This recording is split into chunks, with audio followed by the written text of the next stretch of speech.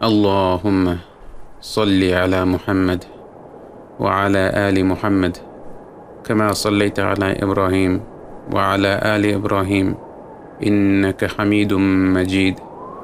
اللهم بارك على محمد وعلى آل محمد كما باركت على إبراهيم وعلى آل إبراهيم إنك حميد مجيد. আবুল আম্বিয়া, নবীদের পিতা, খলিলুল্লাহ, আল্লাহর ঘনিষ্ঠ বন্ধু, ইতিহাসের এমন এক ব্যক্তি যিনি ইসলাম, খ্রিস্টান ও ইহুদি তিনটি ধর্মেই সম্মানিত। যে ব্যক্তি মুসলিম জাতির পিতা, যার বংশধরদের মধ্যে থেকে আল্লাহ বেছে নিয়েছেন বহু নবী রাসূল এবং যার বংশধরদের মধ্যে থেকেই জন্ম নিয়েছেন সর্বকালের শ্রেষ্ঠ মানব, শ্রেষ্ঠ নবী মুহাম্মদ সাল্লাল্লাহু আলাইহি ওয়াসাল্লাম, সে ব্যক্তির নাম ইব্রাহিম আলাইহিস সালাম। প্রত্যেকের জীবনেই আমরা নানা ধরনের বাধা বিপত্তির সম্মুখীন হই, পরীক্ষার মুখোমুখি হই। অনেক পরীক্ষায় আমরা সফল হই, আবার অনেক পরীক্ষায় ব্যর্থ হই এবং সেই ব্যর্থতা থেকে শিক্ষা নেওয়ার চেষ্টা করি, আল্লাহর কাছে ক্ষমা চাওয়ার চেষ্টা করি। ইব্রাহিম আলাইহিস সালাম ছিলেন এমন একজন ব্যক্তি যার সামনে আল্লাহ একের পর এক কঠিন থেকে কঠিনতর পরীক্ষা রেখেছেন এবং প্রতিটি পরীক্ষাতেই তিনি পরিপূর্ণভাবেই সফল হয়েছেন। আমাদের জীবনে যদি কোনো দুশ্চিন্তা থেকে থাকে, দুঃখ কষ্ট থেকে থাকে, আমরা যদি স্রেফ ইব্রাহিম আলাইহিস সালামের জীবনের দিকে তাকাই, আমরা দেখব তিনি যেভাবে পরীক্ষিত হয়েছিলেন তার তুলনায় আমরা আলহামদুলিল্লাহ অনেক অনেক আরাম আয়েশে জীবন যাপন করছি। এবং তার জীবন থেকে আমরা এটাও বুঝব যে কারো জীবনে বেশি বেশি বাধা বিপত্তি আসা মানে এই নয় যে আল্লাহ তার উপর রেগে আছেন, বরং এমনও হতে পারে যে আল্লাহ তাকে এত বেশি ভালোবাসেন, তার ঈমানের প্রতি আল্লাহর এতটা আস্থা রয়েছে যে আল্লাহ তার সামনে বিভিন্ন পরীক্ষা রেখেছেন যেন সেই পরীক্ষায় উত্তীর্ণ হয়ে সে আল্লাহর আরও কাছে চলে আসে। ঠিক যেমন ইব্রাহিম আলাইহিস সালাম তার দৃঢ় ঈমানের পরিচয় দিয়ে খলিলুল্লাহ বা আল্লাহর অত্যন্ত ঘনিষ্ঠ বন্ধু হবার মর্যাদা পেয়েছিলেন।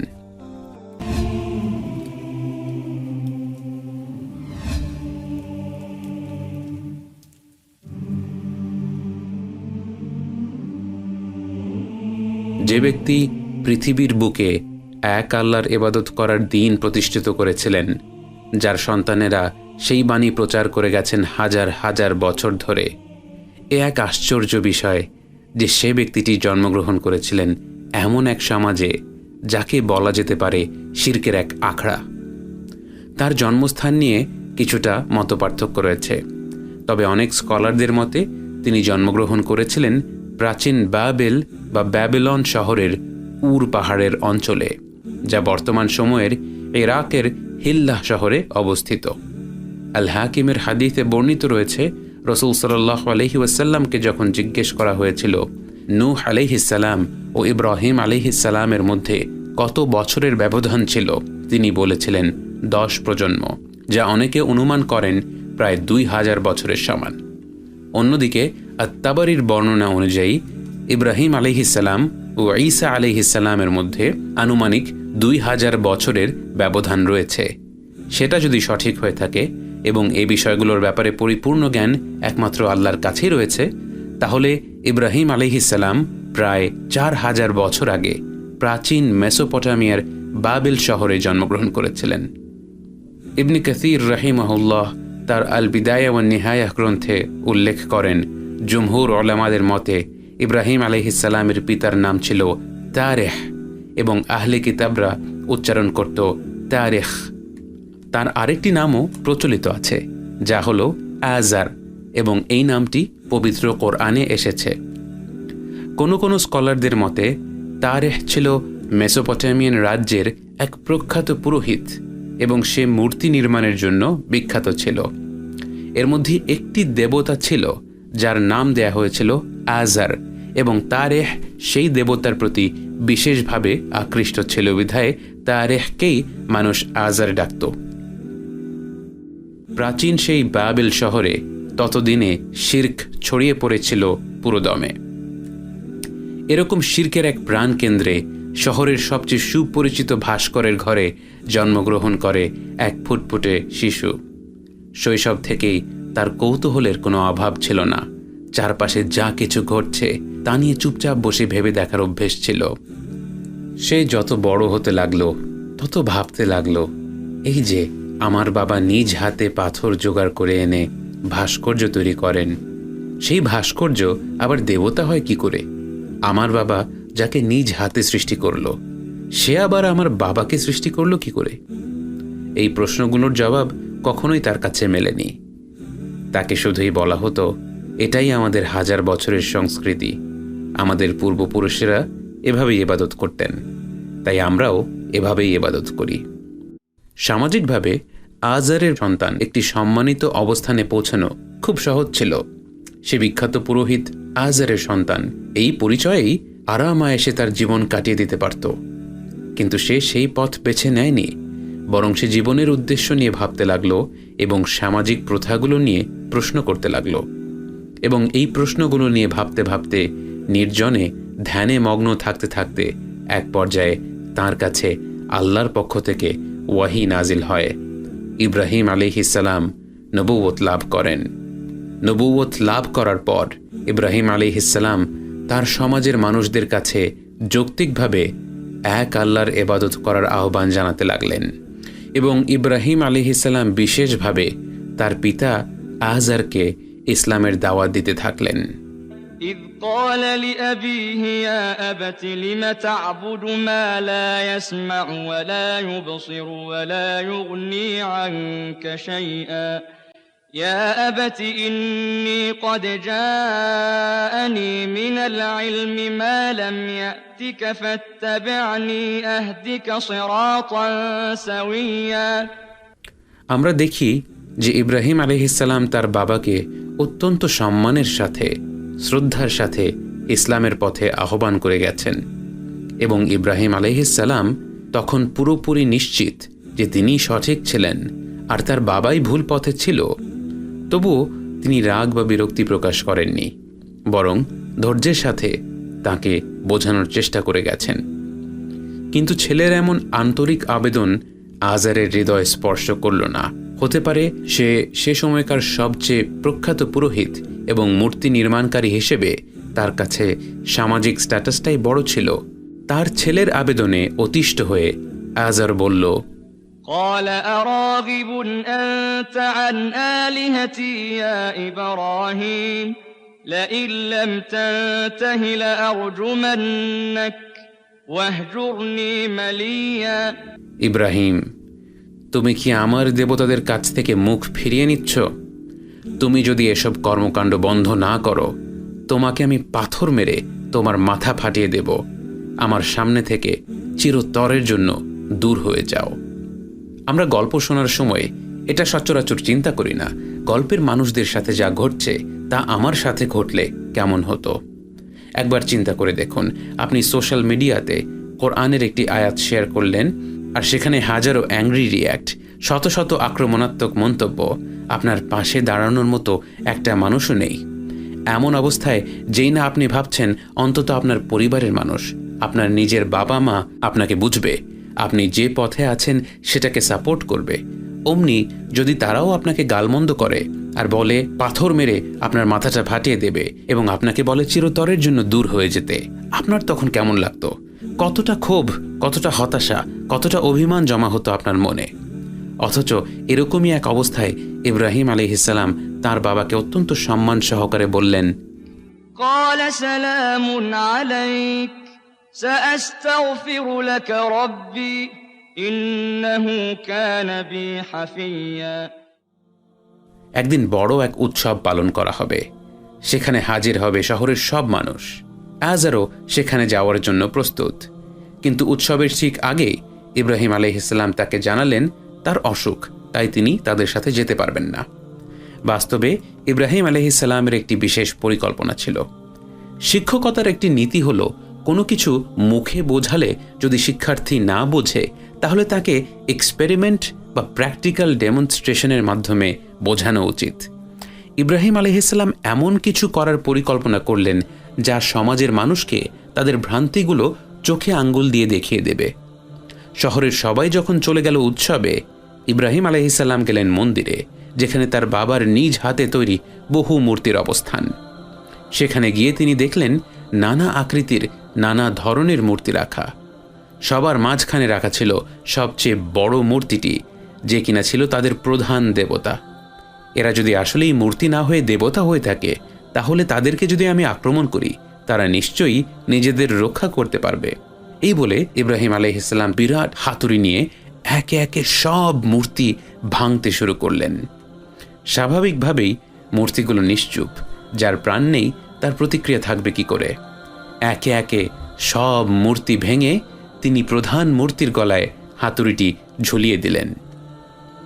একটি ঘর, চারপাশে শত শত মূর্তির ভাঙা টুকরো, মাঝখানে শুধু একটি প্রকাণ্ড মূর্তি, তার গলায় ঝুলছে এক বিরাট হাতুড়ি, আর তার কিছুদের সামনে দাঁড়িয়ে আছেন একজন যুবক। নাম তার ইব্রাহিম আলাইহিসসালাম, এবং তার হাত ধরেই পাল্টে যায় গোটা মানবজাতির ইতিহাস। শহরবাসীরা ফিরে এসে হতবাক। তাদের এমন সর্বনাশ কে করল? তারা যখন উৎসবে আনন্দ করছিল, তখন কে এসে তাদের সব দেবতাদের এভাবে ধ্বংস করে দিল? একমাত্র আজারের ছেলে ইব্রাহিমই তো এলাকায় ছিল, বাকি সবাই তো তাদের সাথেই উৎসবে উপস্থিত ছিল। সবাই মিলে বলল, ইব্রাহিমকে ডাকা হোক, সে নিশ্চয়ই এ ব্যাপারে জানে। ইব্রাহিম আলাইহিসসালামকে সবার সামনে হাজির করা হলো এবং জিজ্ঞেস করা হলো সে এই ব্যাপারে কিছু জানে কিনা। ইব্রাহিম আলাইহিসসালাম বললেন, আমি কি করে জানব? তোমরা বরং তোমাদের বড় দেবতাকেই জিজ্ঞেস করো, হাতুড়িটা তো ওর গলায় ঝুলছে। তার কথা শুনে শহরবাসীরা আরও রেগে গেল। এই মূর্তি কি করে বাকি মূর্তিদের ভাঙবে, যখন সে নিজেই নড়তে পারে না, যখন তার কোনো প্রাণ নেই? ইব্রাহিম আলাইহিসসালাম বললেন, তোমরা নিজেরাই যখন জানো যে এই মূর্তিগুলো জীবিত নয়, তারা স্রেফ পাথর, তাহলে তাদের কেন অযথা প্রার্থনা করো? ইব্রাহিম আলাইহিসসালামের এই প্রশ্নগুলো সমাজের মানুষদের এতটাই ভাবিয়ে তুলল যে তারা সংশয়ের মধ্যে পড়ে গেল। আল্লাহ সূরা আম্বিয়াতে বলেন, فرجعوا إلى أنفسهم فقالوا إنكم أنتم الظالمون। এখানে আল্লাহ তাআলা যে শব্দ ব্যবহার করেছেন তা তাদের অনুভূতিগুলোকে একেবারে আমাদের চোখের সামনে তুলে ধরতে সক্ষম হয়। আল্লাহ বলেন, তারা নিজেদের অন্তরের দিকে তাকালো, অর্থাৎ ইব্রাহিম আলাইহিসসালামের অত্যন্ত যুক্তিসঙ্গত কথা শুনে তারা আসলে গভীরভাবে ভাবতে শুরু করলো, এবং এক পর্যায়ে তারা একে অপরকে দোষারোপ করা শুরু করলো। বলতে লাগলো, ইন্নাকুম আনতুমুজ জালিমুন, নিশ্চয়ই তোমরা অন্যায় করেছ।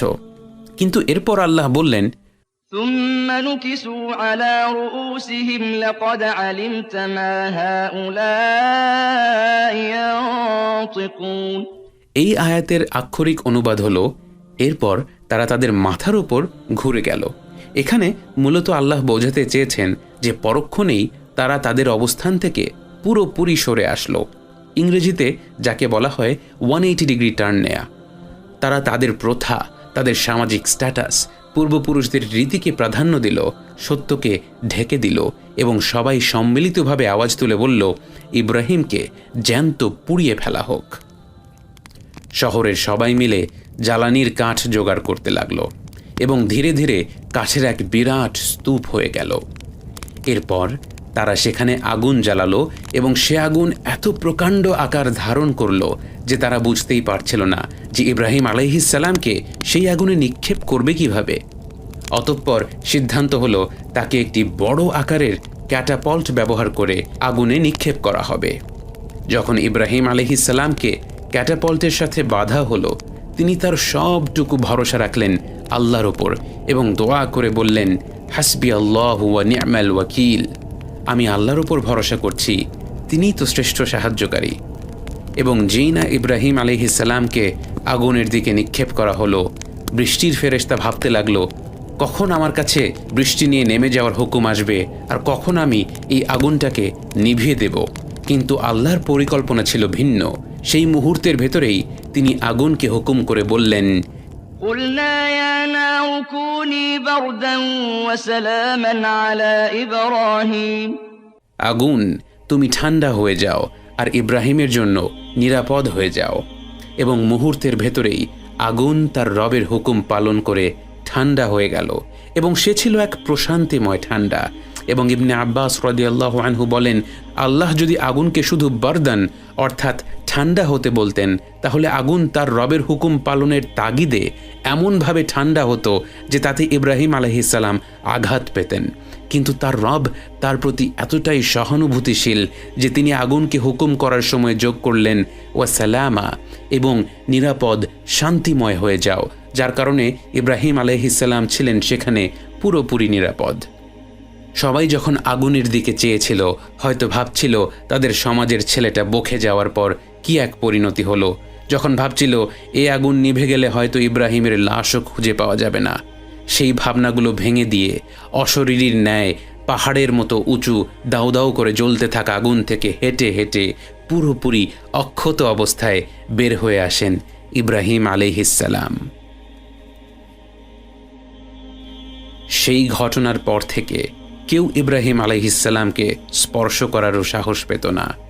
সবাই তার থেকে দূরে দূরে সরে থাকত, এবং তার এই অলৌকিক ঘটনার কথা চারিদিকে ছড়িয়ে পড়ল। সে সময় ব্যাবিলনের রাজার নাম ছিল নমরুদ। সে ছিল এক কঠোর স্বৈরাচারী শাসক, যার দাম্ভিকতা এতটা ভয়ঙ্কর রূপ ধারণ করেছিল যে সে নিজেকে প্রভু বলে দাবি করত। যখন তার কানে ইব্রাহিম আলাইহিস সালামের আগুন থেকে জীবিত বের হয়ে আসার ঘটনা পৌঁছল, সে তাকে ডেকে পাঠালো। ইব্রাহিম আলাইহিস সালাম রাষ্ট্র পর্যায়ে তৌহিদের বাণী প্রচার করার সুযোগ গ্রহণ করলেন। নমরুদ ইব্রাহিম আলাইহিস সালামকে জিজ্ঞেস করল, তুমি কার উপাসনা করো? আজ পর্যন্ত যত মানুষকে নমরুদ এই প্রশ্ন করেছিল, সবাই একই উত্তর দিয়েছিল, আপনিই আমাদের প্রভু, হে নমরুদ। কিন্তু ইব্রাহিম আলাইহিস সালামকে এই প্রশ্ন করা হলে তিনি বলেন, রব্বি আল্লাযী ইউহয়ী ওয়া ইউমীত, আমার রব তিনি যিনি জীবন দেন এবং মৃত্যু দেন। নমরুদ এতটাই উদ্ধত মানসিকতা ধারণ করত যে সে বলল, আমিই তো জীবন দেই এবং মৃত্যুদান করি। এবং এরপর সে একজন মৃত্যুদণ্ডপ্রাপ্ত ব্যক্তিকে মুক্ত করে দিল এবং একজন নিরীহ ব্যক্তিকে মৃত্যুদণ্ড দিয়ে দিল, এবং এর মাধ্যমে সে বোঝাতে চাইল যে জীবন এবং মৃত্যু তারই হাতে। ইব্রাহিম আলাইহিস সালাম যখন দেখলেন নমরুদ এতটাই মাথা মোটা যে সে তার এই বিচারহীনতাকে জন্ম এবং মৃত্যু দেওয়ার ক্ষমতা হিসেবে মনে করছে, তিনি তার রবের আরেকটি বর্ণনা দিলেন। তিনি বললেন, আমার রবের হুকুমেই সূর্য পূর্ব দিক থেকে উদয় হয় আর পশ্চিম দিক থেকে অস্ত যায়। তুমি কি এর বিপরীত করে দেখাতে পারবে? নমরুদ আসলে নিজেকে সত্যিকার অর্থেই প্রভু ভাবত। সে কথা দিয়ে ইব্রাহিম আলাইহিস সালামকে হারাতে চাচ্ছিল না, কারণ সেটা হলে সে সহজেই বলে দিতে পারত, আসলে সূর্য আমার হুকুমেই পূর্ব দিক থেকে উদয় হয় আর পশ্চিম দিকে অস্ত যায়। কিন্তু সে যেহেতু আসলেই নিজেকে প্রভু মনে করত, ইব্রাহিম আলাইহিস সালামের কথা শোনার পর প্রথমবার তার মাথায় এই ব্যাপারটা খেলা করল, আসলেই তো সূর্য পূর্ব দিক থেকে ওঠে আর পশ্চিম দিকে অস্ত যায়। আমি তো কখনো এমনটা হওয়ার জন্য হুকুম করিনি, আর আমার হুকুমে তো এটা পরিবর্তন হবে না। তাহলে কার হুকুমে প্রতিনিয়ত এমনটা ঘটছে? নমরুদ ইব্রাহিম আলাইহিস সালামের কাছে সবার সামনে অপমানিত হয়ে ইব্রাহিম আলাইহিস সালামের রবের ওপর ক্ষুব্ধ হয়ে উঠল। সে বলল, আমি ইব্রাহিমের রবের সাথে যুদ্ধ করব, আমি প্রমাণ করেই ছাড়ব যে আমি প্রকৃত রব। নাউযুবিল্লাহ। সে তার সৈন্যদের নিয়ে বেরিয়ে পড়ল আর সবাইকে আদেশ করল আকাশের দিকে তীর নিক্ষেপ করার জন্য। নমরুদের বিরাট সেনাবাহিনী তার এই উদ্ভট অভিযানে বের হলো এবং আকাশের দিকে তীর নিক্ষেপ করল। এরপর সেই তীরগুলো তাদেরই দিকে ফিরে আসলো, এবং নমরুদ যখন আল্লাহর সাথে যুদ্ধে যাবার দাম্ভিকতা প্রদর্শন করল এবং সকল প্রকার প্রস্তুতি নিয়ে মাঠে নামল, আল্লাহ তাকে ধ্বংস করার জন্য তার এমন এক সৃষ্টি পাঠালেন যাকে অত্যন্ত তুচ্ছ মনে করা হয়। আল্লাহ নমরুদের বাহিনীর কাছে একদল মশা পাঠালেন। নমরুদের বাহিনী দেখল হঠাৎ করে মশার উৎপাত বেড়ে গিয়েছে, কিন্তু কিছুক্ষণের মধ্যে তারা টের পেল এ তো যেন তেন মশা না। প্রতিটি যোদ্ধাকে ঘিরে হাজার হাজার মশা, যে মশার কাছে তাদের সকল অস্ত্র অকেজো। এক পর্যায়ে তারা দৌড়ে পালাতে লাগলো। বিশ্ব জগতের রবকে চ্যালেঞ্জ করতে আসা বাহিনী মশার কাছে পরাস্ত হলো এবং একটি মশা আল্লাহর হুকুমে নমরুদের নাকের ভেতর দিয়ে তার মাথায় ঢুকে গেল এবং আল্লাহর হুকুমে মশাটি জ্যান্ত অবস্থাতেই তার মাথার ভেতর ঢুকে গেল এবং এর কারণে নমরুদের মাথায় অত্যন্ত যন্ত্রণা হতে লাগলো এবং সে বারবার তার মাথায় বাড়ি দিতে লাগলো। মাথায় বাড়ি দেওয়ার পর কিছুক্ষণ হয়তো রেহাই মেলে, কিন্তু একটু পরেই আবার মাথার ভেতর মশা ভন ভন করতে আরম্ভ করলো এবং এভাবে করে রাত দিন পার হতে লাগলো। তার ঘুম হারাম হয়ে গেল এবং নিজেকে প্রভু দাবি করা লোকটি মশার যন্ত্রণায় পাগল প্রায় হয়ে গেল এবং মশার কাছ থেকে রেহাই পাওয়ার জন্য সে নিজেও নিজের মাথায় আঘাত করত এবং তার দাসদেরকেও আদেশ করত তার মাথায় কিছুক্ষণ পরপর আঘাত করার জন্য এবং নিজের হাতে এবং তারই দাসদের হাতে আঘাত পেতে পেতে অবশেষে এই নির্মম অহংকারী স্বৈরাচারের মৃত্যু হয়। অন্যদিকে ইব্রাহিম আলাইহিসসালামের বহু আহ্বান শোনার পরেও বাবেল সমাজের কেউ তার বাণী গ্রহণ করেনি। শুধুমাত্র তার স্ত্রী সারা রাদিয়াল্লাহু আনহা এবং তার ভাই হারানের পুত্র লূত আলাইহিসসালাম ব্যতীত এবং তার ভাই হারানের পুত্র লূত ব্যতীত, যিনি নিজেও পরবর্তীতে আল্লাহর নবী হয়েছিলেন আলাইহিসসালাম। এক পর্যায়ে ইব্রাহিম আলাইহিসসালাম, লূত আলাইহিসসালাম এবং সারা রাদিয়াল্লাহু আনহা আল্লাহর হুকুমে হিজরত করার সিদ্ধান্ত নিলেন। ইব্রাহিম আলাইহিসসালাম শামের উদ্দেশ্যে রওনা হলেন, যা বর্তমান সময়ের সিরিয়া, ফিলিস্তিন, লেবানন ও জর্ডান অঞ্চলে অবস্থিত ছিল। হিজরতের পথে তিনি হাররান অঞ্চল দিয়ে চলাচল করছিলেন এবং সেখানে তিনি এক ভিন্ন ধরনের শিরকের মুখোমুখি হলেন। বাবেল অঞ্চলে যখন মানুষ মূর্তি পূজায় লিপ্ত ছিল, হাররান অঞ্চলে মানুষ নক্ষত্র, চাঁদ ও সূর্য পূজা করত। ইব্রাহিম আলাইহিসসালামের ততদিনে বহু বছরের দাওয়াতের অভিজ্ঞতা হয়ে গিয়েছিল এবং তিনি জানতেন মানুষকে বোঝানোর শ্রেষ্ঠ উপায় হলো তাদেরই দৃষ্টিভঙ্গি থেকে একটা নির্দিষ্ট বিষয়কে অ্যাপ্রোচ করা।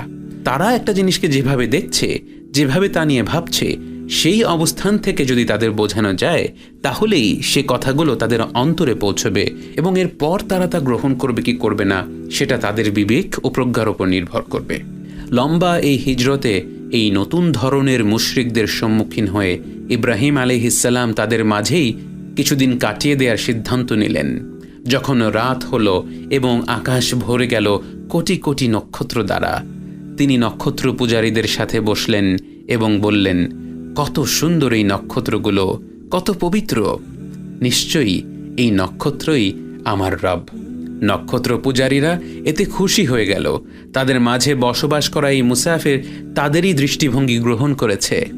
কিন্তু কিছুক্ষণ পর যখন নক্ষত্রগুলো মেঘ দিয়ে ঢেকে গেল, ইব্রাহিম আলাইহিসসালাম বললেন, নক্ষত্রগুলো তো হারিয়ে গেল, তাহলে ওরা কি করে আমার রব হয়?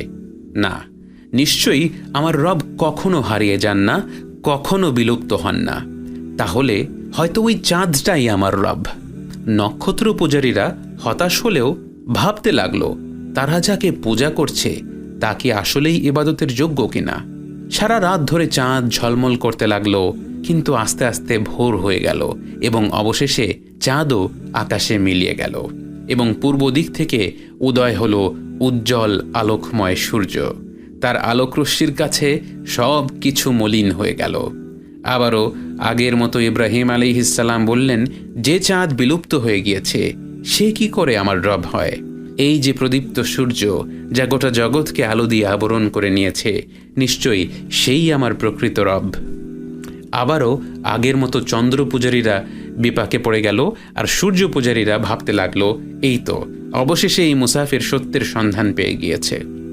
সারাদিন ইব্রাহিম আলাইহিসসালাম তাদের সাথে সময় কাটালেন, কিন্তু দিন শেষে সন্ধ্যা নেমে আসলো এবং সেই সাথে সূর্যের আলো দুর্বল হতে লাগলো এবং এক পর্যায়ে তাদের সবাইকে ছেড়ে সূর্য ডুবে গেল দূর প্রান্তরে। ইব্রাহিম আলাইহিসসালাম বললেন, না, এও আমার রব হতে পারে না। আমার রব তো কখনো আমাকে ছেড়ে চলে যেতে পারেন না। তিনি আমাদের পরিত্যাগ করলে তো আমি শেষ হয়ে যেতাম। নিশ্চয়ই আমার রব এমন কেউ যিনি সদা জাগ্রত, নিশ্চয়ই আমার প্রতিপালক এমন কেউ যিনি সার্বক্ষণিক আমার প্রতিটি বিষয় পরিচালনা করছেন। এরপর তিনি হারওয়ানের মানুষদের উদ্দেশ্য করে বললেন, এই নক্ষত্র, এই চাঁদ, এই সূর্য কোনোটাই উপাস্য নয়। এদের প্রতিটিরই দুর্বলতা রয়েছে। এরা সবাই বিলীন হয়ে যায়, কিন্তু আমার রব কখনো অনুপস্থিত হন না। যিনি প্রকৃত সৃষ্টিকর্তা, যিনি সত্যিকারের ইলাহ, তিনি তো সকল প্রকার ত্রুটির ওপরে, এবং তোমাদের উচিত একমাত্র তারই উপাসনা করা, একমাত্র তারই ইবাদত করা।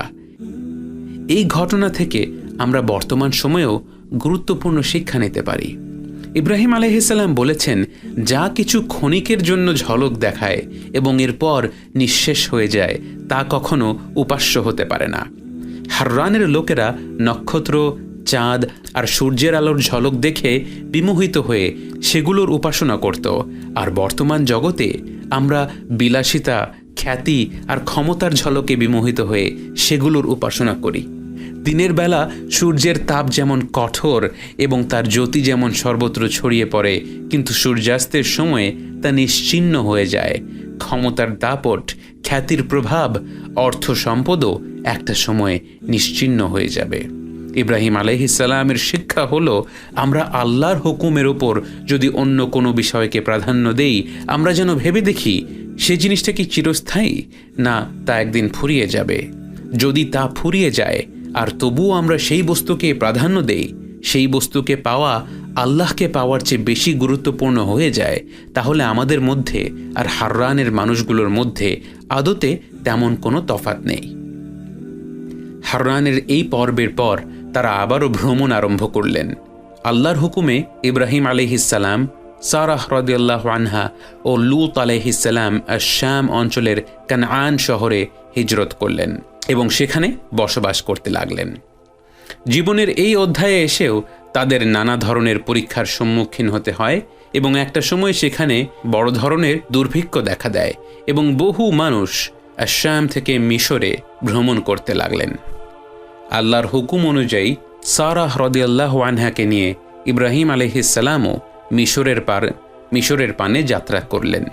মিশরের ইতিহাসের একটা বড় সময় ধরে যে শাসন ব্যবস্থা ছিল, সেই শাসন ব্যবস্থায় শাসককে ফিরআউন বলা হতো এবং ইব্রাহিম আলাইহিসসালামের সময়ের ফিরআউন এবং মূসা আলাইহিসসালামের সময়ের ফিরআউন, যার কথা পবিত্র কোরআনে বহুবার উল্লেখ করা হয়েছে, তারা আলাদা ব্যক্তি ছিল। ফিরআউনের কাছে খবর আসলো যে সম্প্রতি একজন অত্যন্ত রূপবতী মেয়ে মিশরে প্রবেশ করেছে এবং তারা মা সারার কথা বলছিল।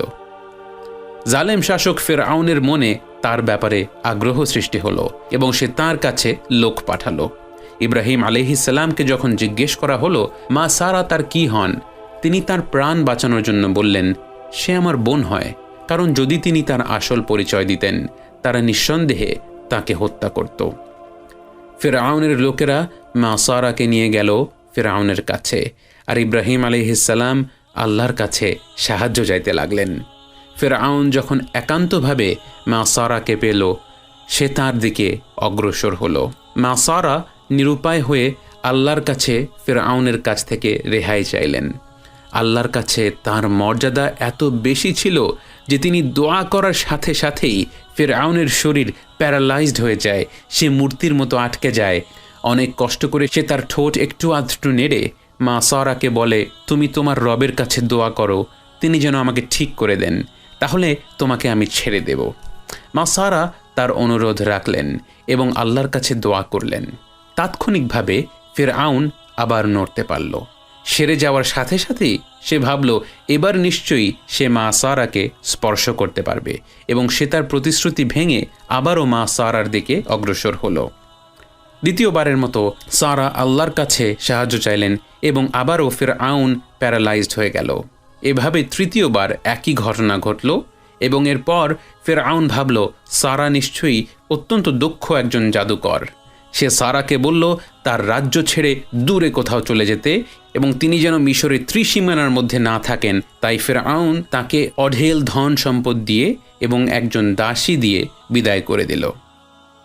নিজের শহর বাবিল থেকে বিতাড়িত হয়ে দুর্ভিক্ষ থেকে ছুটে এসে ফিরআউনের কবলে পড়ে মা সারা ভাবতেই পারতেন, আল্লাহ তো আমাদের পরিত্যাগ করেছেন, আমাদেরকে একটি বিপদ থেকে আরও বড় বড় বিপদে ফেলছেন, অথচ তার ঈমান এত মজবুত ছিল, আল্লাহর প্রতি আস্থা এত প্রবল ছিল যে তিনি একের পর এক বড় বিপদে পড়া সত্ত্বেও একমাত্র আল্লাহর ওপরই নির্ভর করলেন এবং ইব্রাহিম আলাইহিসসালামও একই কাজ করলেন এবং এর ফলস্বরূপ তারা মিশরের কঠোর শাসকের হাত থেকে রাজকীয় হালে প্রস্থান করার সুযোগ পেলেন। ফিরআউনের কাছ থেকে পাওয়া নানা উপহারের মধ্যে ছিল একজন দাসী যার নাম ছিল হাজার বা হাজরা রাদিয়াল্লাহু আনহা। জীবনের নানা পরীক্ষার সম্মুখীন হয়ে অবশেষে ইব্রাহিম আলাইহিসসালাম তার স্ত্রী সারা এবং তার দাসী হাজরাকে নিয়ে কানআনে ফিরে আরাম আয়েশে জীবনযাপন করতে লাগলেন। অবশেষে তার জীবনে কিছুটা স্থিতিশীলতা দেখা দিল। বছরের পর বছর কাটতে লাগলো, তবু কোথাও যেন এক শূন্যতা রয়ে গেল। সারা রাদিয়াল্লাহু আনহা বুঝতে পারলেন এ আসলে সন্তান না হওয়ার শূন্যতা। বিশেষ করে ইব্রাহিম আলাইহিসসালাম ছিলেন অত্যন্ত নম্র প্রকৃতির মানুষ। আমরা তার জীবনের কথা বলতে গেলে মূর্তি ভাঙা আর কোরবানির গল্প বলি দেখে তার ব্যক্তিগত জীবনে যে তিনি কতটা সরল, কতটা আন্তরিক ছিলেন তা সচরাচর উঠে আসে না।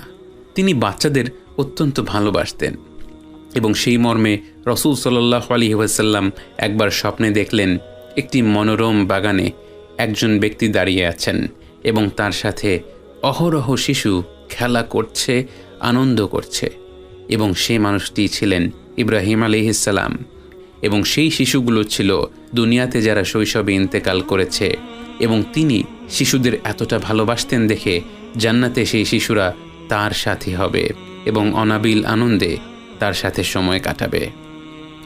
ইব্রাহিম আলাইহিসসালামের বয়স তখন আনুমানিক 85। মা সারারও বয়স হয়েছে অনেক। মা হওয়ার বয়স নিঃসন্দেহে পার হয়ে গেছে, কিন্তু তিনি খেয়াল করলেন হাজেরা তখনও যুবতী এবং তার পক্ষে মা হওয়া সম্ভব ছিল। তার স্বামীর প্রতি প্রবল ভালোবাসা থেকে মা সারা ইব্রাহিম আলাইহিসসালামকে বললেন তিনি যেন হাজেরাকে বিয়ে করে ফেলেন। একজন পুরুষের জন্য কখনোই বোঝা সম্ভব না একজন স্ত্রী নিজ থেকে এমন একটি প্রস্তাব দিতে হলে তাকে কতটা নিঃস্বার্থ হতে হবে, কতটা বিসর্জন দিতে হবে। ইব্রাহিম আলাইহিসসালাম অবশেষে তার স্ত্রীর প্রস্তাবে রাজি হলেন এবং মা হাজেরাকে বিয়ে করলেন এবং আল্লাহর বিশেষ রহমতে কিছুদিনের মাথায় মা হাজেরা গর্ভবতী হলেন এবং ইব্রাহিম আলাইহিসসালামের প্রথম সন্তান ইসমাঈল আলাইহিসসালাম জন্মগ্রহণ করলেন। একের পর এক ফিতনার জীবনে এত বাধা বিপত্তি পেরিয়ে এত প্রতীক্ষার পর 86 বছর বয়সে বাবা হওয়ার পর তার সন্তানের প্রতি তার স্নেহ কতটা প্রগাঢ় ছিল তা বর্ণনার ঊর্ধ্বে। কিন্তু মা সারা তার স্বামীর জন্য এতটা বিসর্জন দেওয়ার পর তার জন্য এসব কিছু আর নেওয়া সম্ভব হচ্ছিল না। তিনি ইতিমধ্যেই ইব্রাহিম আলাইহিসসালামের খুশির জন্য যা করেছেন তা হয়তো কোনো মানুষের পক্ষেই করা সম্ভব ছিল না, কিন্তু তার স্বামীর দ্বিতীয় সংসারের আনন্দের নীরব প্রত্যক্ষদর্শী হয়ে থাকা তার জন্য সম্ভব ছিল না। তিনি ইব্রাহিম আলাইহিসসালামকে বললেন তুমি হাজেরা আর ইসমাইলকে অন্য কোথাও গিয়ে রেখে আসো। প্রিয়তমা স্ত্রীর এই অনুরোধ ইব্রাহিম আলাইহিসসালামের জন্য অত্যন্ত কষ্টকর ছিল, কিন্তু যার সাথে জীবনের এতটা পথ একসাথে পাড়ি দেয়া, যার বিসর্জনের কারণেই তার বাবা হওয়ার এত বছরের ইচ্ছা পূরণ হওয়া, সেই জীবনসঙ্গীর কথা তিনি উপেক্ষা করেন কি করে? তিনি হাজেরা এবং ইসমাইল আলাইহিসসালামকে নিয়ে বেরিয়ে পড়েন এবং আল্লাহর ওয়াহি অনুযায়ী পাড়ি দেন বহু দূর পথ। তিনি তার গন্তব্য সম্পর্কে অবগত ছিলেন না। জীবনের সব পরীক্ষার মতো এই পরীক্ষার সম্মুখীন হয়েও ইব্রাহিম আলাইহিসসালাম পুরোপুরি ভরসা রাখলেন আল্লাহর ওপর। আল্লাহ তাকে ওয়াহির মাধ্যমে পথ দেখিয়ে দিলেন এক ধূ মরুভূমির মাঝখানে। সেই জনমানবহীন অঞ্চলের নাম তখন ছিল বাক্কাহ, যা পরবর্তীতে মক্কা নামে পরিচিত হয়। আল্লাহর হুকুম অনুযায়ী তিনি মা হাজরা এবং শিশু ইসমাইলকে কর্কশ সেই মরুভূমির মাঝে রেখে কোনো কথা না বলে ফিরে যেতে লাগলেন। পুরুষের প্রকৃতিই হলো সে সবসময় তার পরিবারকে রক্ষা করার চেষ্টা করে। তাদের নিরাপদে রাখার জন্য সে ব্যক্তিগতভাবে সকল প্রকার ঝুঁকির সম্মুখীন হতে প্রস্তুত। সেই জায়গায় তার প্রকৃতির ঠিক বিপরীতে গিয়ে একমাত্র আল্লাহর উপর ভরসা রেখে তার স্ত্রী ও সন্তানকে এক অচিন মরুভূমির মাঝখান দিয়ে স্বেচ্ছায় রেখে আসা যে কত বড় পরীক্ষা ছিল তা আমাদের পক্ষে কল্পনা করাও সম্ভব নয়। তাকে ফিরে যেতে দেখে মা হাজেরা বললেন, আপনি কোথায় যাচ্ছেন? আমাদেরকে এভাবে রেখে যাচ্ছেন কেন? গভীর শোকে হোক বা আল্লাহর আদেশক্রমেই হোক, ইব্রাহিম আলাইহিস সালাম তাকে কোনো উত্তর দিতে পারলেন না। মা হাজেরার উপলব্ধি হলো আল্লাহর ওয়াহি ছাড়া ইব্রাহিম আলাইহিস সালাম কখনোই এমনটা করার কথা না। তিনি তাকে আবার জিজ্ঞেস করলেন, আল্লাহ কি আপনাকে আমাদের এখানে রেখে যাওয়ার আদেশ করেছেন? এবার ইব্রাহিম আলাইহিস সালাম উত্তরে বললেন, হ্যাঁ। ব্যাস এতটুকুই তাদের দুজনের জন্য যথেষ্ট ছিল। আশপাশে পানি নেই, কোনো প্রকার আশ্রয় নেই, কিন্তু এটা আল্লাহর আদেশ ছিল এতটুকু জেনেই মা হাজেরা তাঁর এই সিদ্ধান্ত তাৎক্ষণিকভাবেই মেনে নিলেন। ইব্রাহিম আলাইহিস সালামের অল্প কিছু রেখে যাওয়া খাবার দাবার ফুরিয়ে যেতেই ক্ষুধার্ত তৃষ্ণার্ত ইসমাইল কান্না আরম্ভ করল। মা হাজেরা দুই পাহাড়ের মধ্যে ছোটাছুটি করতে আরম্ভ করলেন, যদি কোনো আশ্রয় পাওয়া যায়, যদি কোনো পানির সন্ধান পাওয়া যায়। সাফা আর মারওয়া পাহাড়ে 7 বার তিনি এক মাথা থেকে আরেক মাথায় ছুটলেন, একটি মানুষেরও সন্ধান পাওয়া গেল না। কোনো মানুষের সন্ধান পাওয়া না গেলেও সাধারণ কোনো মানুষের চেয়েও অনেক মর্যাদাবান কাউকে আল্লাহ মা হাজেরার কাছে পাঠিয়ে দিলেন। স্বয়ং জিবরাইল আলাইহিস সালাম তার সামনে দেখা দিলেন এবং তিনি তার পায়ের গোড়ালি দিয়ে মাটিতে এমনভাবে আঘাত করলেন যে সেখান থেকে অঝরে পানি বের হতে লাগলো, এবং এমনভাবে পানি বের হতে লাগলো যেন গোটা উপত্যকায় পানি দিয়ে ভরে যাবে। মা হাজেরা তখন জাম জাম, থামো থামো বলে মাটি উঁচু করে সেখানে কুয়োর মতো বানিয়ে দিলেন, এবং সেই থেকে আজ পর্যন্ত আমরা সেই অলৌকিক জামজামের পানি খাই। তিনি যেভাবে আল্লাহর উপর ভরসা রেখে তার তাকদীর মেনে নিয়েছেন, আমাদেরকেও আল্লাহর উপর ভরসা রেখে আমাদের তাকদীর মেনে নিতে হবে। আমরা যেই সামাজিক অবস্থাতেই জন্ম নেই না কেন, আমাদের প্রত্যেকের জীবনেই চ্যালেঞ্জ রয়েছে। যারা আর্থিক সংকটে জন্ম নেন তাদের জীবনের চ্যালেঞ্জ একরকম, যারা যুদ্ধের মাঝে জন্ম নেন তাদের চ্যালেঞ্জগুলো আরেক রকম। মা হাজেরার মতো আমরা যদি আমাদের পরিস্থিতি মেনে নেই এবং আল্লাহর উপর ভরসা করি, তাহলে আল্লাহ আমাদের অবশ্যই সাহায্য করবেন। কিন্তু শুধু তাই নয়, প্রতি বছর পবিত্র হাজ্জে মানুষ মা হাজেরার মতো সফা এবং মারওয়া পাহাড়ে 7 বার সাই করে বা ছুটে চলে, নিজেকে মনে করিয়ে দেওয়ার জন্য যে শুধু আল্লাহর উপর ভরসা করে বসে থাকলেই হবে না, আমাদেরকে নিজ উদ্যোগে সমাধান খুঁজতে হবে। আপাত দৃষ্টিতে কোনো পথ, কোনো উপায় না থাকলেও সাধ্যমতো চেষ্টা করতে হবে বাধা অতিক্রম করার জন্য। আমরা যদি আমাদের সর্বোচ্চ চেষ্টা করি, তাহলে অলৌকিকভাবে ঘোর অন্ধকারের মধ্যেও আলোর পথ পেরিয়ে আসবে। ঠিক যেমন মা হাজেরার কাছে জিবরাইল আলাইহিস সালাম এসেছিলেন, তবে তিনি সফা এবং মারওয়া পাহাড়ে ছুটে চলার পর, তার আগে নয়। অলৌকিক জামজামের পানি দেখা দেওয়ার পর সে অঞ্চলে পাখিরা ঘোরাফেরা করা শুরু করল। কিছুদিন পর বনু জুরহুম গোত্রের এক ব্যবসায়ী কাফেলা সেখান দিয়ে ভ্রমণ করছিল। ধুধু মরুভূমির মাঝখানে হঠাৎ এত পাখির আনাগোনা দেখে তারা সেই দিকে কৌতূহল নিয়ে এগিয়ে গেল। মা হাজেরাকে সেখানে দেখে বুঝতে পারল তার উপর নিশ্চয়ই আল্লাহর বিশেষ রহমত রয়েছে। তারা জামজামের পানি খাওয়ার জন্য তার কাছে অনুমতি চাইল এবং তার অবস্থানের প্রতি শ্রদ্ধাশীল হল। মা হাজেরা একটি শর্ত প্রদান করলেন যে তাদেরকে সে অঞ্চলে বসতি স্থাপন করতে হবে, এবং তারা সে শর্ত মেনে নিল। জামজামের কুয়াকে ঘিরে একটি নতুন জনবসতি গড়ে উঠল, যেখান থেকে প্রাচীন আদনানি আরব জাতির শুরু, এবং যে গোষ্ঠী থেকেই পরবর্তীতে কোরাইশ বংশের উৎপত্তি। ইসমাইল আলাইহিস সালাম বনু জুরহুম গোত্রের লোকদের সাথে আনন্দে বেড়ে উঠতে লাগল, এবং তারাও ছোট্ট ইসমাইলকে অত্যন্ত ভালোবাসত। ইব্রাহিম আলাইহিস সালাম মাঝে মাঝে তাদের দেখতে আসতেন, কিন্তু ইব্রাহিম আলাইহিস সালামের জীবন মানেই যেন একের পর এক পরীক্ষা। জীবনের এই পর্যায়ে এসে ইব্রাহিম আলাইহিস সালাম একটি স্বপ্ন দেখতে লাগলেন, এবং বারংবার এই স্বপ্ন দেখার ফলে তিনি দুশ্চিন্তায় পড়ে গেলেন।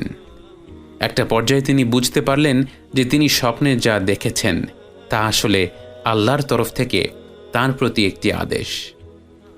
তিনি তার আদরের সন্তান ইসমাইলকে নিয়ে স্বপ্নটা দেখলেন, তাই তার সাথেই শেয়ার করলেন।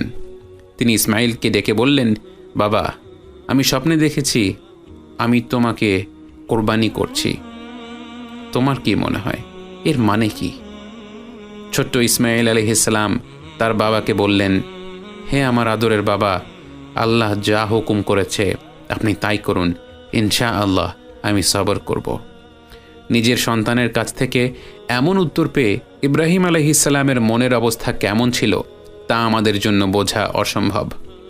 একদিকে এমন কঠিন পরীক্ষার মুখে নিজের সন্তান এতটা দৃঢ় ঈমানের পরিচয় দিয়েছে, তা দেখে নিশ্চয়ই গর্বে তার বুকটা ভরে গিয়েছিল। সেই সাথে তিনি নিশ্চয়ই বুঝে নিয়েছিলেন এখন আর পিছু হটার সুযোগ নেই। এখন সময় এসেছে আল্লাহর হুকুম পালনের, নিজ সন্তানকে কোরবানি করার। নিজের মনকে শক্ত করে ইব্রাহিম আলাইহিস সালাম তার প্রিয় সন্তানকে নিয়ে হেঁটে চললেন তাকে কোরবানি করার জন্য। এরকম নাজুক মুহূর্তে শয়তান এসে ইব্রাহিম আলাইহিস সালামের সামনে হাজির হয়, মানুষের রূপ নিয়ে তার মনে সন্দেহ তৈরি করার চেষ্টা করে। ইব্রাহিম আলাইহিস সালাম তখন শয়তানের উদ্দেশ্যে পাথর মারেন। 3 বার শয়তান তার সামনে হাজির হয়, 3 বার তিনি তাকে পাথর মেরে সরিয়ে দেন। অবশেষে ইসমাঈল আলাইহিস সালাম মাথা নিচু করে কোরবানি হওয়ার জন্য প্রস্তুত হয়ে যান।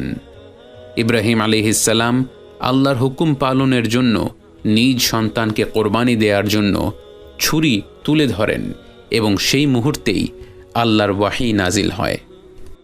فلما أسلما وتله للجبين وناديناه أن يا إبراهيم قد صدقت الرؤيا إنا كذلك نجزي المحسنين।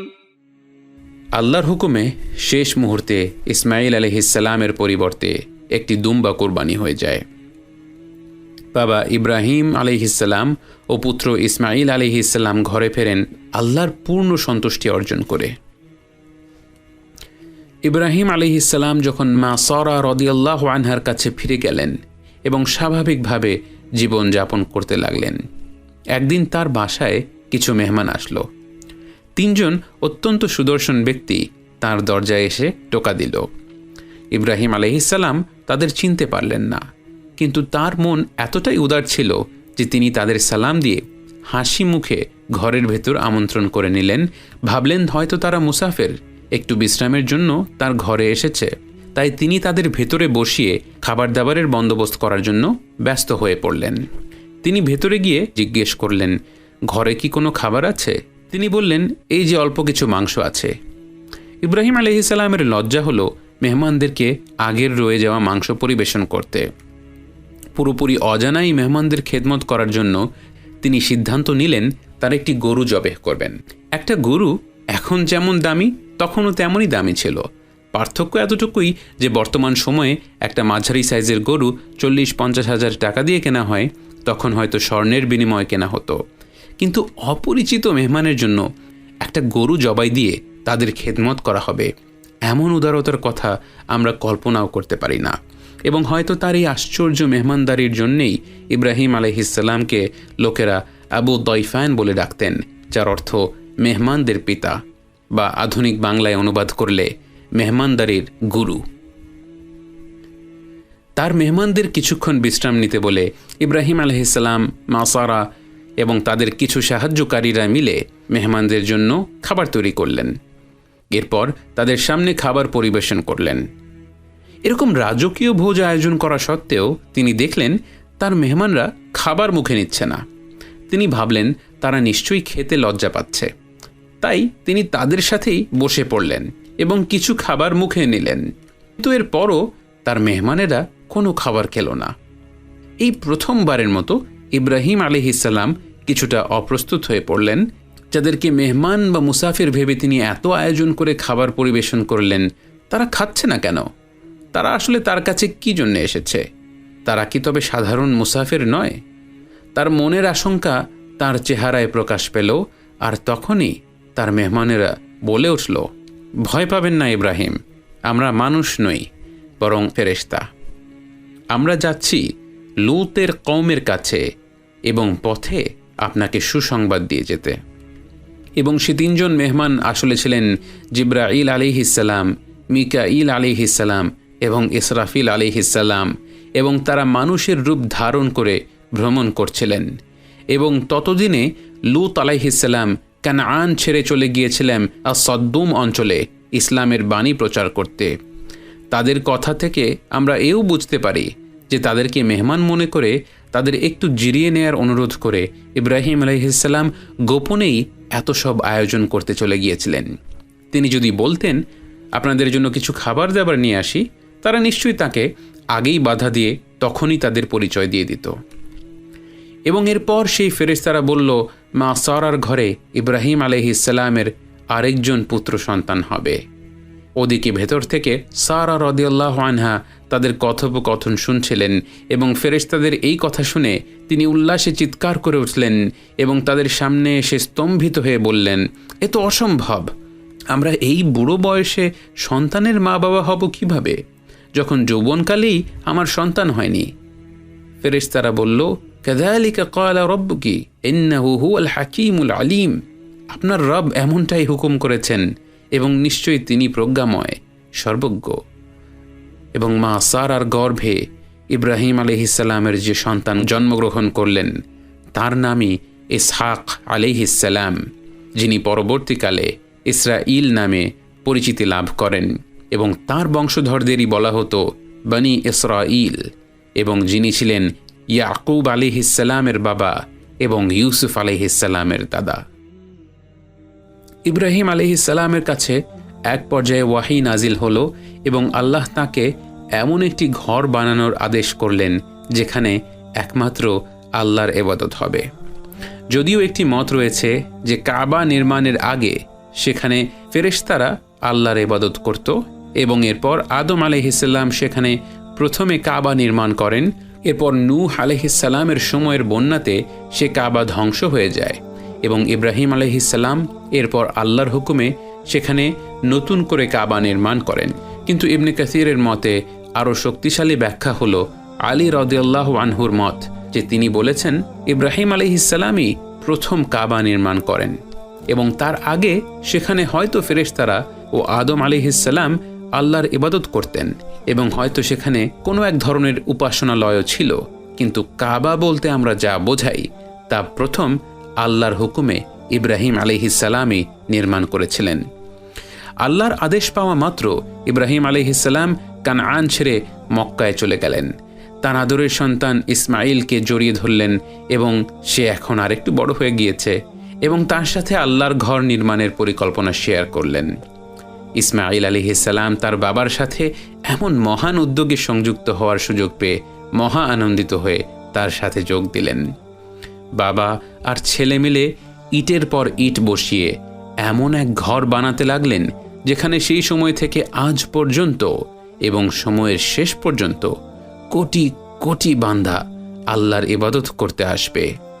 এবং তারা কাবা ঘর বানাতে বানাতে আল্লাহর কাছে দোয়া করতে লাগলেন, রব্বানা তাকাব্বাল মিন্না ইন্নাকা আনতাস সামিউল আলিম। আমাদের রব, আমাদের কাছ থেকে এটা আপনি কবুল করে নিন, নিশ্চয়ই আপনি সব শোনেন এবং সব জানেন। এবং তারা কাবা ঘর নির্মাণ করতে করতে এক পর্যায়ে কাবা ঘর অনেক উঁচু হয়ে গেল। তিনি ভাবলেন তিনি একটি পাথরের ওপর দাঁড়িয়ে ঘরটাকে আরও উঁচু করে বানাবেন, কিন্তু আল্লাহর হুকুমে যে পাথরটিতে তিনি দাঁড়ালেন সে পাথরটি অলৌকিকভাবে ওঠানামা করতে লাগল, অনেকটা বর্তমান সময়ের লিফটের মতো। এবং সেই পাথরে চড়ে ইব্রাহিম আলাইহিসসালাম পবিত্র কাবা ঘর নির্মাণ কাজ সম্পন্ন করলেন। এবং সেই পাথরে দাঁড়াতে দাঁড়াতে সেখানে ইব্রাহিম আলাইহিসসালামের পায়ের ছাপ পড়ে যায় এবং সেই ছাপ হাজার হাজার বছর পর আজও অবশিষ্ট রয়েছে এবং সেই পাথরটিকেই বলা হয় মাকাম ইব্রাহিম। কাবা ঘর নির্মাণ কাজ শেষ হওয়ার পর ইব্রাহিম আলাইহিসসালাম তা কাছ থেকে, দূর থেকে, এদিক থেকে ওদিক থেকে দেখতে লাগলেন।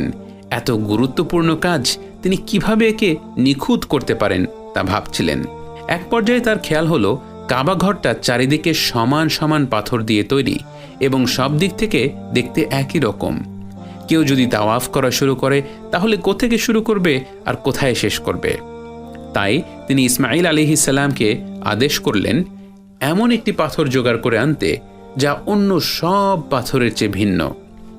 ইসমাঈল আলাইহিস সালাম, যিনি পুরো নির্মাণ কাজ জুড়ে পাথর জোগাড় করার দায়িত্বে ছিলেন এবং সারাক্ষণ একই ধরনের পাথর খোঁজায় ব্যস্ত ছিলেন, এখন তিনি একেবারে ভিন্ন রকমের পাথর খুঁজতে গিয়ে চ্যালেঞ্জের মুখোমুখি হলেন।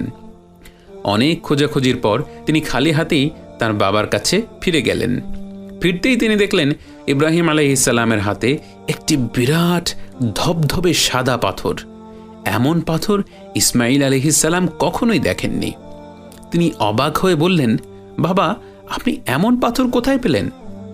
ইব্রাহিম আলাইহিস সালাম বললেন, এ পাথর আর কেউ নয়, স্বয়ং জিবরাইল আলাইহিস সালাম এসে আমাকে দিয়ে গিয়েছেন এবং এই পাথর জান্নাতের পাথর এবং জান্নাতের এই পাথর সকল হাজি ব্যক্তির পাপ শুষে নেয় এবং ধীরে ধীরে ধবধবে সাদা এ পাথর কোটি কোটি মানুষের অগণিত পাপ শুষে নিতে নিতে কালো হয়ে যায় এবং এর নাম হয়ে যায় হাজার আসওয়াদ, যার অর্থ কালো পাথর। এবং কাবা ঘর নির্মাণ সম্পন্ন হওয়ার পর আল্লাহ ইব্রাহিম আলাইহিস সালামকে হুকুম করেন হজ স্থাপন করার জন্য এবং ইব্রাহিম আলাইহিস সালাম একটি পাহাড় চূড়ার উপর উঠে দাঁড়িয়ে উচ্চ কণ্ঠে হজের আহ্বান জানান এবং সেই থেকে আজ পর্যন্ত মানুষ সেই আহ্বানে সাড়া দিয়ে হজ করতে আসেন এবং উচ্চস্বরে ধ্বনি তুলে আল্লাহর কাছে ঘোষণা দিয়ে বলেন, লাব্বাইক আল্লাহুম্মা লাব্বাইক, আমি হাজির হে আল্লাহ, আমি হাজির। ইব্রাহিম আলাইহিস সালাম প্রায় দীর্ঘ 200 বছরের জীবন যাপন করেন এবং তার পুরোটা জীবন জুড়েই যেমন একের পর এক পরীক্ষা ছিল, তেমনি ছিল আল্লাহর অনেক নেয়ামত এবং পুরস্কার। শৈশবে শিরকের প্রাণ কেন্দ্রে জন্ম নেয়া ইব্রাহিম আলাইহিস সালাম তার জীবনে নানা অগ্নি পরীক্ষায় সফল হয়ে বিশ্বে এক আল্লাহর ইবাদতের বাণী দৃঢ়ভাবে প্রতিষ্ঠা করেন এবং তার বংশে জন্ম নেন বহু নবী রসুলগণ, যারা সেই একই বাণী প্রচার করে গেছেন এবং শেষ নবী মুহাম্মদ সাল্লাল্লাহু আলাইহি ওয়াসাল্লামও সেই বার্তা প্রচার করে গেছেন এবং তার সেই বাণী আমাদের শোনার, জানার, মানার এবং প্রচার করার সৌভাগ্য হয়েছে। তার জন্য আমরা প্রত্যেকে আল্লাহ রাব্বুল আলামিনের কাছে গভীরভাবে কৃতজ্ঞ। আমরা যেন এমন মহিমান্বিত একজন মানুষের গল্প শুনেই সন্তুষ্ট না হই, বরং তার জীবন থেকে সবচেয়ে বড় কোন জিনিসটা আমরা শিখতে পেরেছি, কোন ব্যাপারটা আমাদের সবচেয়ে বেশি নাড়া দিয়েছে, তা নিয়ে কিছুক্ষণ ভেবে নিচে কমেন্টে জানিয়ে দেই এবং তা যেন এমন কোনো বিষয় হয় যা আমরা আমাদের জীবনে নিয়মিতভাবে পালন করতে পারি। আল্লাহ আমাদের সবাইকে তৌফিক দান করুন। আমিন।